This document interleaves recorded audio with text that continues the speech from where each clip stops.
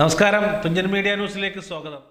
Mitra diamonds, Thazhepalam, Tirur. 27 വർഷക്കാലം ആകാശവാണിയിൽ വാർത്താ അവതാരകനായി ജോലി ചെയ്യുകയും ഇന്ന് സർവീസിൽ നിന്നും വിരമിക്കുകയും ചെയ്യുന്ന ഹക്കീം കൂട്ടായിക്ക് കൂട്ടായി പൗരസമിതി ജന്മനാടിന്റെ സ്നേഹാദരവ് നൽകി.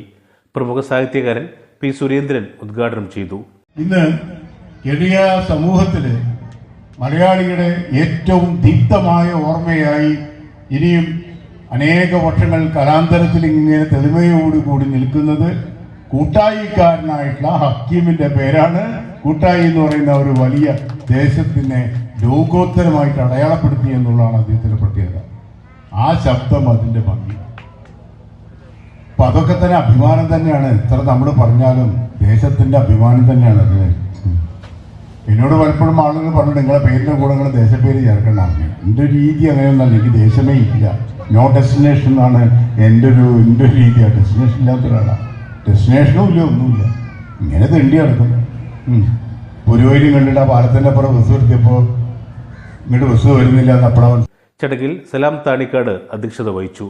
ആദരിക്കൽ ചടങ്ങ് Tirur circle inspector Jinesh KJ നിർവഹിച്ചു.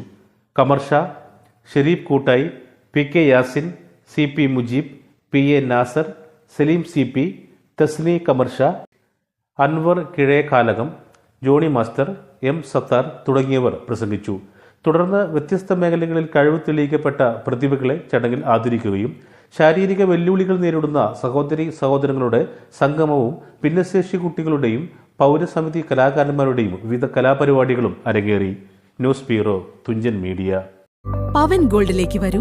നിങ്ങളുടെ കുരുന്നിന്റെ ആദ്യ കാതുകുത്ത് വേദനയില്ലാതെ തികച്ചും സൗജന്യമായി ഞങ്ങൾ ചെയ്തു തരും. പരിചയസമ്പന്നരായ ലേഡി സ്റ്റാഫുകളുടെ സേവനം. പൊന്നു മനസ്സോടെ ഏവർക്കും സ്വാഗതം. പവൻ ഗോൾഡ്, തിരൂർ.